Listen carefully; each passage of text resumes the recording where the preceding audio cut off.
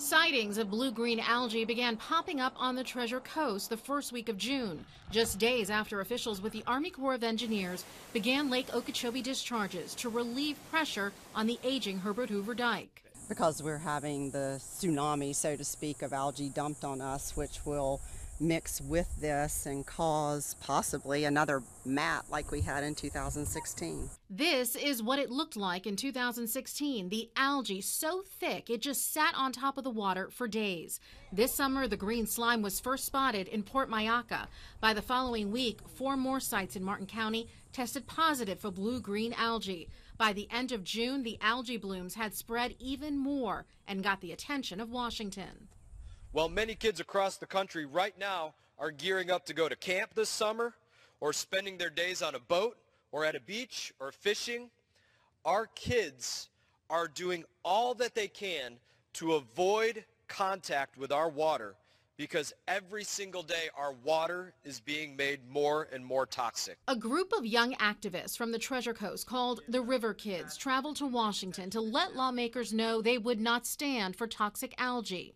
By early July, signs like this started popping up, warning people about the blue-green algae. I'm very concerned about it. It's a very negative connotation for our community. It's a challenge for our businesses. They're out there telling the world that we're the happiest seaside town. At the same time, we're fighting blue-green algae that is being caused by other places and being dumped by the state and federal government into our local waters.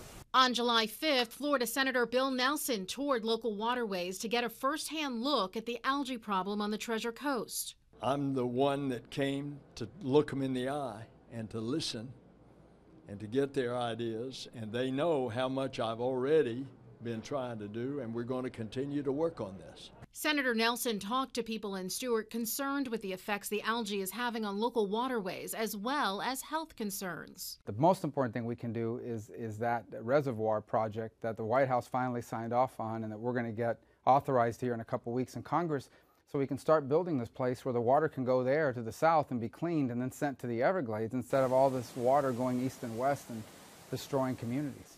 As a member of the Senate Appropriations Committee, Senator Marco Rubio helped secure the funding the Army Corps will use to expedite the rehabilitation of the Herbert Hoover Dike.